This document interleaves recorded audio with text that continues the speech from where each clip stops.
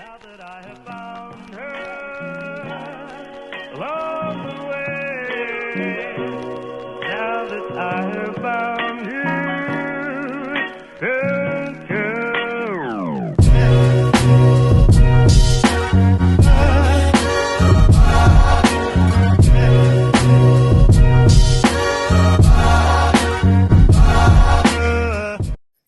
What's good, YouTube? You now tuned into your favorite podcast, Black in Medicine. I'm Amonte.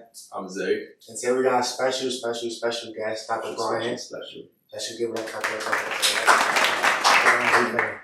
I'm doing great, actually. I'm feeling really good. Yeah. Thank you for having me. Always. So, you already know how we kick it off here. We got our scenario. So, first scenario, you either have $1 million, right? $1 million. Or you gotta have dinner with Jay-Z and Beyonce. And Beyonce. So you get double. You get both of them. Yeah. 2 for 1. 2 for 1. 2 for 1.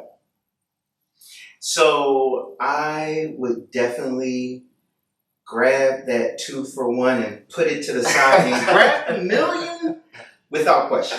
Without question. Without question? Without question. Why without question? Well, with the $1 million, I could, if I wanted to meet with Jay-Z and Beyonce, certainly you might have buy my way into that meeting. You got money now. Absolutely. I don't feel the need to sit at a dinner with 2 people who can tell me about entrepreneurship or the music industry, of which I don't have any true interest in. Yeah. But again, with that $1 million, I could buy my way into that. Or another power couple. You know, Magic and Cookie are more so my stream of money. Obama, sure. You know, I'm of a certain age, and those would be the ones who I would probably gravitate more because they're talking about retirement, how to put funds away, rather than, you know, playing with the money, the current money of today. So I would definitely go with the mill. I ain't gonna lie, it don't matter who it is. I'm choosing Yeah. It don't matter who it is, I'm choosing I agree. Who you got? Yeah, give me that bill. Yeah. Nah, it was a lot going on. Maybe if Beyonce was by herself. Yeah, Beyonce. You would probably need the mill to protect yourself if Beyonce was by herself. Nah, for real, because it's so long.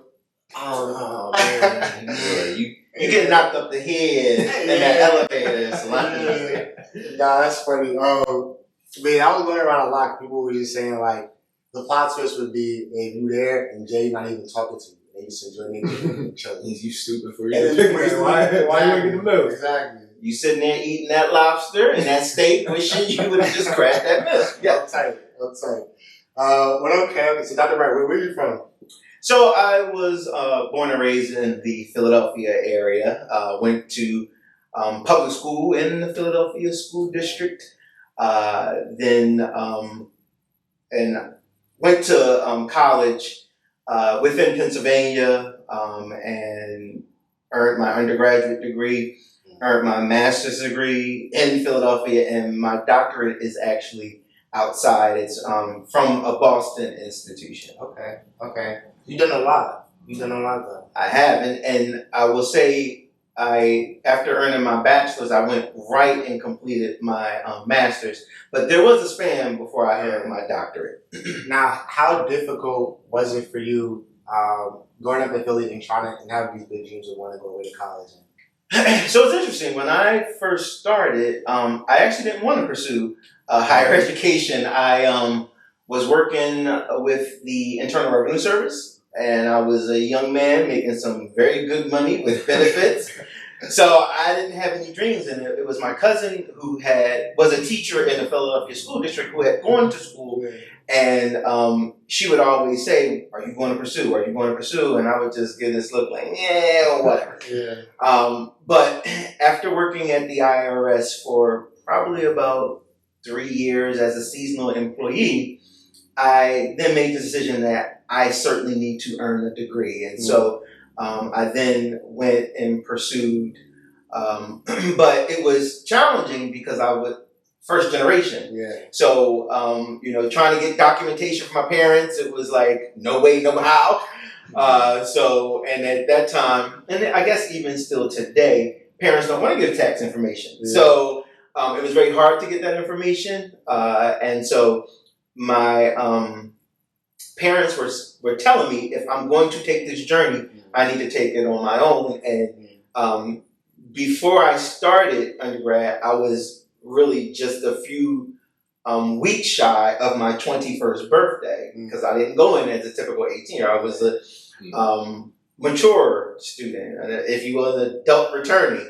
And so being as though I was about to be 21, it felt like this is all my responsibility. And so why do I need my parents? Yeah. But I wasn't 21 at the time, so I had to work that out. Yeah.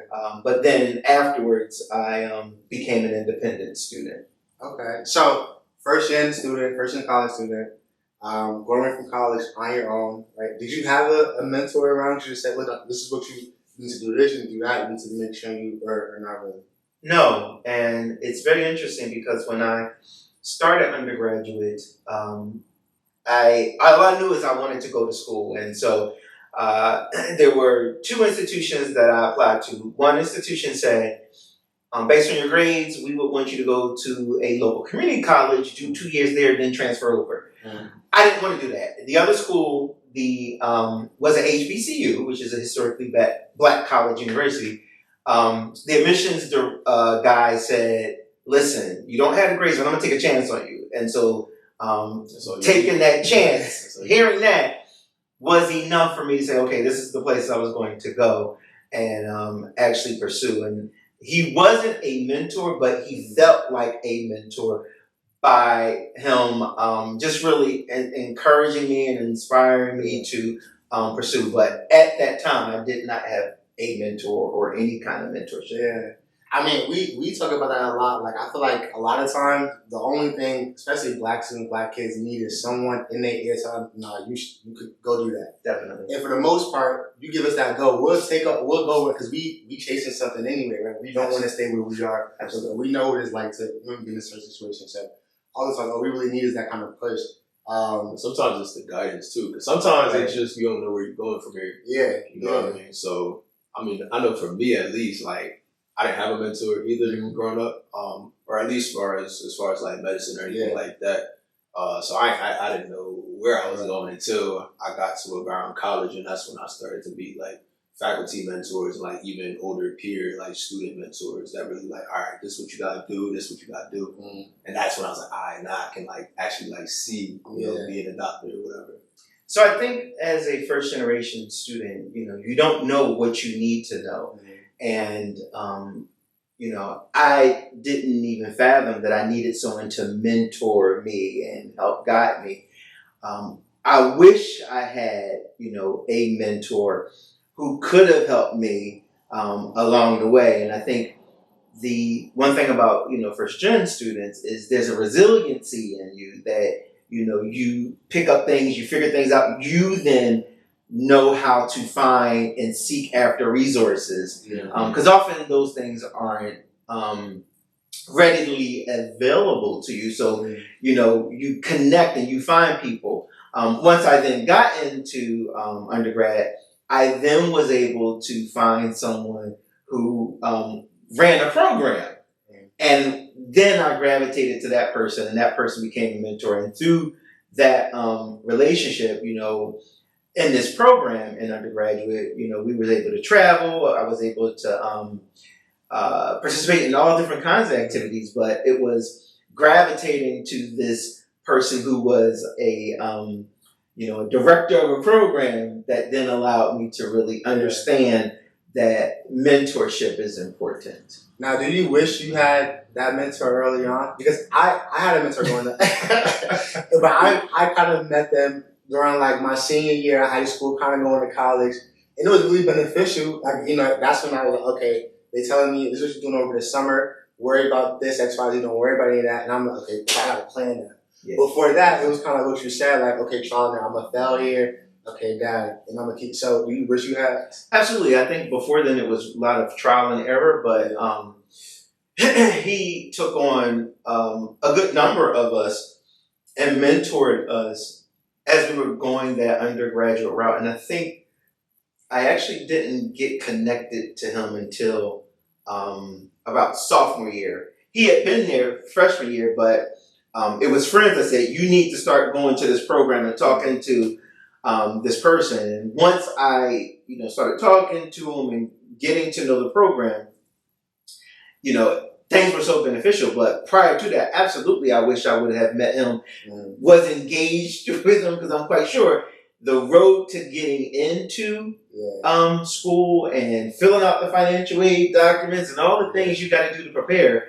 Like for me, when I first landed on campus, like I literally didn't have anything. Like I had like one suitcase and probably a pillow, and I get on campus and I took public transportation to campus, got up there, and lo and behold, you go through all the different lines. This is registration. This is bursars. This is where you go to your room. So I get to bursars, and they're like, well, you have an outstanding balance. I was like, oh. And again, I don't know any of this stuff, and I'm a mature adult. I was like, oh, yeah, my last check on the job coming, I'll pay you then. It was like, no, you got to pay today. Yeah. And that's something that a mentor would say, hey, although it's orientation, and they want you to come up there, they're going to also want all bills paid at that time. And, financial aid didn't cover everything. And so I still had an outstanding balance that I could have covered. But, having that kind of guidance would have certainly helped. Yeah.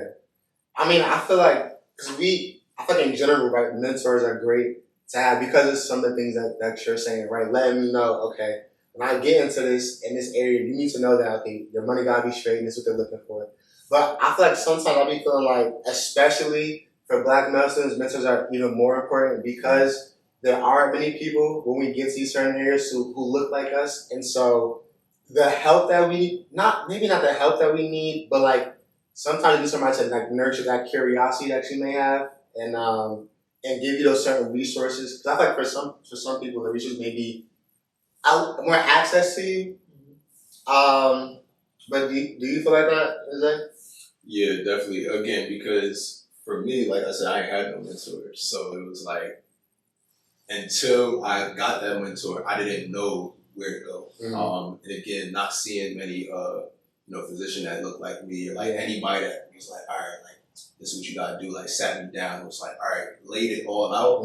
Until, if I never got that, then I would not be here where I'm at right now. You know what I mean? So I definitely feel like it's a bigger challenge, or not even a bigger challenge, but a bigger need, I would say, for Black students. But the other thing is, you need that mentorship to help cultivate that specialty interest. If I want to be a neurosurgeon, and there's not many Black neurosurgeons out there, and if I could find that one or two neurosurgeons that are of color, then that can help cultivate that interest and help engage me and share with me, resources, possibly best places to go that for residency or even being a visiting student. So that would help cultivate that interest, because not every place that you go to, or me or anybody of color go to, is going to be a good fit. And having that mentorship and saying, Zay, I know you want to be a neurosurgeon. You should go to Mount blah, blah, blah, and do a rotation there. And that's what mentorship is about. And, unfortunately, a lot of areas are few and far between. Ortho, all these things, all these specialties where a person of color might have interest. But the problem is, there's not enough mentors, then that interest will be lost, because you don't see yourself fitting into a certain place. You can then find yourself making a decision that this isn't the field for me. And then it's very comfortable to make a decision too, especially like you're saying, if you don't have a mentor around you saying, you know what, let me bring you to the hospital with me. Even though you confused and know what you want to do, let me just bring you over here so you can see what it's like. And you get a feel for it, and you start imagining, maybe I could see myself in this position. I got this mentor who hopefully look like me, relating to me. It's like when I go back home and have to deal with X, Y, Z, and he's able to speak to certain things that not everybody can speak to, and start, encouraging me specifically, like for me. I feel like that was one of the biggest things that I think my mentor kind of helped me with when I got to college. she came from Paterson as well. And so she knew, like, I don't want to see you at that party. And it was like, how do you know about that? But things like that, where it's like, okay, no, she right. You know what I mean? She right. She understands what it may be like going through this. But you brought up a good point of it being like, the reason why students often get black kids by simply get so comfortable and not get to explore because there aren't many black mentors. Why do you think that is? So, and I'll not to say black, I'll say people of color, because even people that are black don't necessarily identify as black. So I'll just say people of color. The reason being certainly is there aren't enough people being filtered out in the system. And so, I have a belief that, a lot of this needs to be changed at the K through 12 arena. And really introducing STEM, and I know there's work at different schools that's doing that, but really introducing STEM to younger, maybe in the 3rd or 4th grade, and introducing medicine and the sciences, and introducing it in a way that it's fun. I think often it's introduced in a way that it's work. And nobody wants to do work. I have 2 children now, and they can't stand homework, But if you make science fun, if you make science engaging, there's a faculty member at the medical school that I currently work at who is known as the brain doctor. And I had engaged him to go with me to a Philadelphia school. And when I tell you how engaged, how amazed, how inspired the kids were with looking at brains, all kinds of brains, and being able to touch them, like it sparks so much. And the students within urban communities need a lot more of that because different things are happening on the suburban side, but in the urban arena, a lot of that doesn't happen. And you're in Paterson. Why can't the elementary school, middle school, high school over there have access to something like that? And I think it's extremely important. And we need to really change the way we even speak to children with regard to their interests. If you hear a child saying, well, I want to be a doctor, cultivate that. Make sure you nourish that.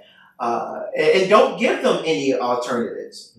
That's what you want to be? Let me help you get there. But I think we do more talk at seeing where we believe someone should be rather than engaging where they want to be. And that's what a mentor does. You say you want to be a doctor? I'm going to do everything I can to assist you in pursuing that goal. You have to change your mind. I'm not going to do it. You need to tell me, now I want to be a teacher. Okay, well then let's work on being a teacher. But I, as a mentor, can't change your trajectory by anything I do. I keep saying the word cultivate. I need to help assist your goal. And unfortunately, not all people that come in the guise of mentor do that. There's one thing I really want to quickly say, but I like that point of introducing STEM into K through 12, because again, I feel and we've kind of said it before, you can be what you can see, the exposure. So if I'm not being introduced to stuff like STEM, the science, those brains and stuff like that, I'm gonna turn the TV on. And what I'm gonna see sports. So it's almost and I feel at those young ages, it's that's when you're typically picking. Sometimes it can be over the top. You always hear I'm gonna be an astronaut. But again, even if they really want to be an astronaut, cultivate that. But there is a lot of times where young children, even in the beginning of elementary school, that's when they pick what they want to do. So you kind of have to get to them at an early age. Indeed. And I feel both of you mentioned that exposure to it at the early age is big on the parents to kind of encourage that. Indeed. Too. Then I feel also the school system, they have that kind of responsibility. Okay, let me make sure I know that these urban kids may be going home and may not be in that. Let me try to have programs like that where we're putting as much as we can at their feet. And I would say, also, whether you're a single mom or two-parent family home, there are different resources out there. There are various different programming, and fraternity. I'm in a primarily Black fraternity, and I was actually the director of education at one point. And so there was a whole bunch of programming I was doing with middle and high school young men. And there are sororities out there that are doing great work with young women. And I think, and even churches, but I think as parents, you got to find those resources for your child so that they can get more exposure, especially to these real competitive areas, because some of these exterior programming have scholarships, they have, they do trips, they do all kinds of things to really help support. And they're looking for children. They're looking for, children, teens, whatever, to join their programming. And so I think parents need to really be resourceful in what's out there and what can I get my child in so that they're not turning on the game or playing, whatever video game that's, the hottest thing on the market. Yeah. So I feel like, how do you think students, parents, how do you go out and try to find those and find out resources? Is it just trying to connect where you can, educating yourself on that topic? Your kids that say, I want to be adopted. Is there something else Is it on that? Do you think that parent, it's up to him or her or whoever to, okay, let me try to educate myself on these things and help cultivate that in mind? Yeah, as you were talking, I was thinking about a parent who, now my programming was in the Philadelphia area, but there was a parent here in Jersey that had a female, she was a single mom, had her son in everything. He's now in college now. But she found everything. Any program she had her son in. Working with me, she even had him in a program at the medical school that I was working at because she just did her research. And she knew that my fraternity, she wanted her son to be connected with anything dealing with my fraternity. So anything we offered, she made sure, at least offered for at middle school, high school, she made sure, and she, really got connected with the men in the fraternity and was like, hey, what do you do? And she started just she did networking. What do you do? Where are you going on? And after talking, her son was in so many different things. And I think it requires parents to be resourceful. Nothing's going to come to you, but there are things out there that you need to look into. I always tell people, I used to work for TRIO, Student Support Services. Well, TRIO is a program for first-generation low-income students, and it's similar to EOF here in Jersey, but, they have TRIO Upward Bound at various different colleges and universities in the Pennsylvania area and abroad.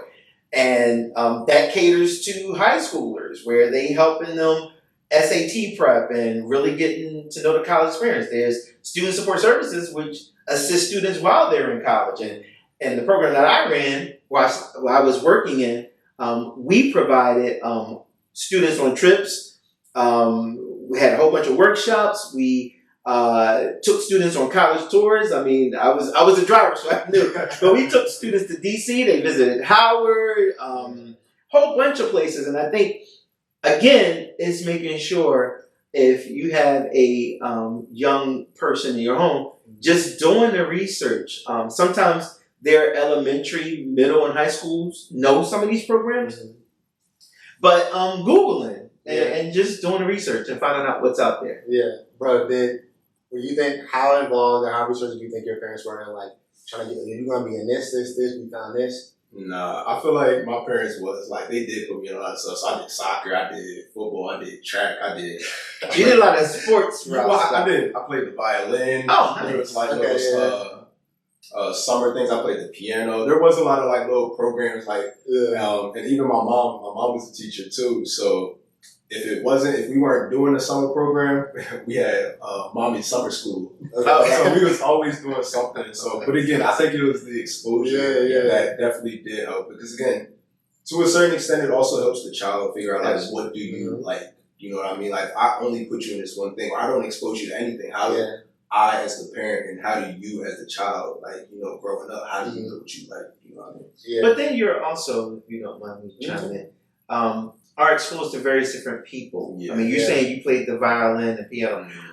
I always wanted to learn how to play the piano. The only thing I can play is play. But that exposed you then to various different kinds of people. Yeah. And I think that in of itself is certainly important as we live in this quote unquote melting pot, and you know, have an understanding of diversity in our spheres, and the more we can get our children in programming and activities that show various different shades and different kinds of people, the more we expose them to diversity.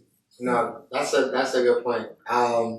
So what do you think you do, right, for the child, for the student whose parents aren't too involved or aren't too resourceful, and it's kind of left up to the child? I think for me, like, I had very supportive parents, but for the most part, they weren't too educated on where to put me, where to send me. Like, a lot of things I got involved in was because of me being curious.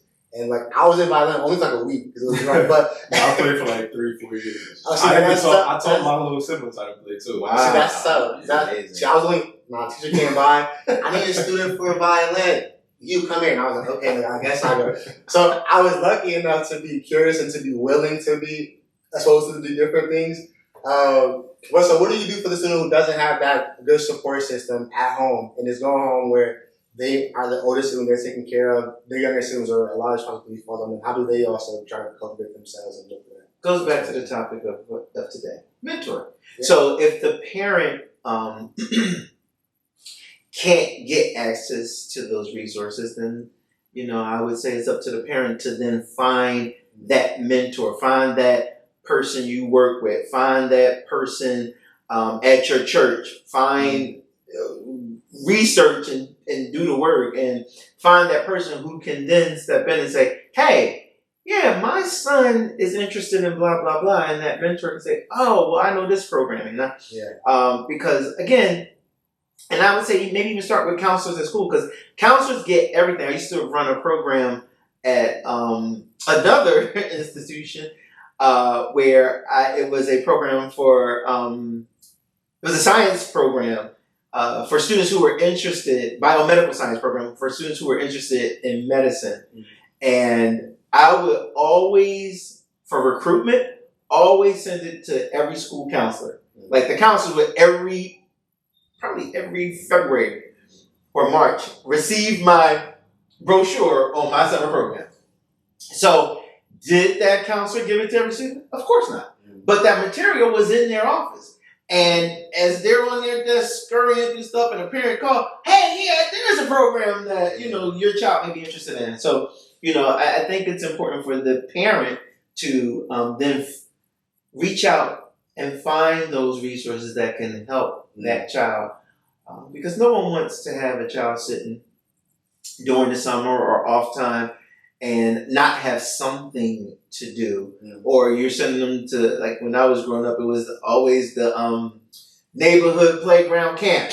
And that was a little artsy crafty. You went swimming. But, you know, today we want to get our children involved into programming that's going to help expand not only their knowledge, but their view of society and where they see their place in society. Now, why do you think do you think that's being done to the extent where it needs to today? Of course not. Okay. Because I'm thinking about it, and I think a lot of what you're saying is like, okay, no, exactly, but you don't really see it too much. Why do you think that is? Why do you think, Man, I don't know if I want to be completely honest. I'll say this. I think until we realize that everybody realizes that education is important and paramount for every single child. When I say everybody, I'm talking about every single adult, whether you're a parent, you're an educator, whatever, that education is paramount. Until we get there, this will be a systematic problem, because right now, we talk about, or there's talk about pipeline programs, and there's more pipeline programs to jail than it is into higher ed. And that systematically is a problem. And those pipeline programs that's for incarceration are geared towards certainly people and persons of color. And, if you are a parent who's incarcerated with a child that is being watched by someone else, well, where is the true mentorship? Yeah. Mm-hmm. And certainly that child will have systematic issues that will come out in school. Mm-hmm. And you have teachers who can't handle that energy. Mm-hmm. Yo, what you think he meant by energy? I don't know. I mean, that's a crazy concept. It is. I thought we gotta get into that. Nah, we definitely do. We definitely do. Word. But I don't think me and you enough. Like, I think we need somebody else here with us. You know somebody? I might know somebody, yo. Where? They gotta slide. They gotta slide They through. gotta slide, definitely. Hey man, so you heard it here. Next couple episodes are coming soon. We're gonna talk about that energy. We're gonna get real into it. I'm gonna call him up, man. And Def do that. When he can slide through. So make sure you stay tuned. Make sure you keep in touch. Keep updated, man. Put your post notifications on. Follow us on IG at Black in Medicine. Follow my boy on TikTok. KXNG.ZX. Instagram and the TikTok. And we're gonna put all the socials at the end of this episode, but we got something coming. A few things coming, but A few things coming. Whole series. AM. Stay tuned. Lock in. Lock in.